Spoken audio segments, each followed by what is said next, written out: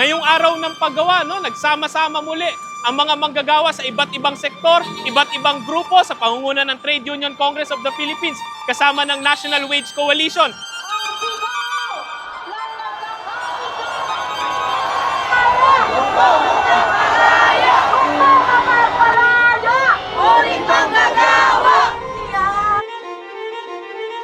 Aming patuloy na inilalaban yung pagtaas ng sweldo, yung 200 legislated wage increase na matagal na namin isinusulong. Patuloy kami na maglalahad ng aming saloobin upang ipakita sa pamahalang ito ang hinaing ng mga manggagawa.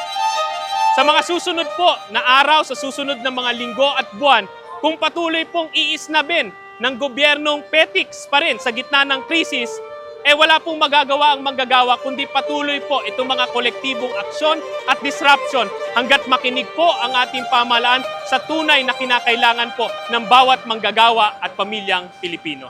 Inihiling po namin ngayon sa gobyerno na itaas ang sahod ng mga manggagawa, ibaba ang buwis at sana lahat po ng manggagawa sumama po sa welga. Ang bayan! Ngayon ay lumalaban! Ngayon ay lumalaban! Ang tao! Ang bayan! Welga! Welga na! Welga na!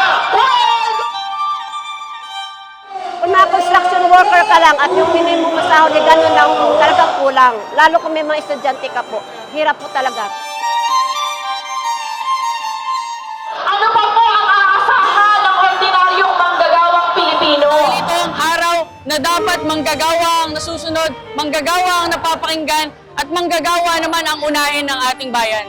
Hindi tayo nandito para pumetics kagaya ng ginagawa ng gobyerno ngayon, pero kailangan solusyonan ang kahirapan na kinakaharap ng mga manggagawa at kailangan dagdagan ang ating mga sweldo at ipasa na ang 200 pesos wage hike. Kulang sa pagkain, bayad sa kuryente, bayad sa tubig. Mahirap talaga po.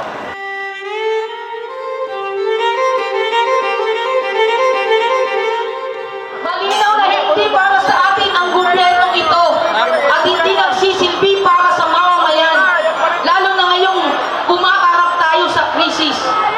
Uring manggagawa! Sahod itaas, Buwis ibaba! welga buong bansa.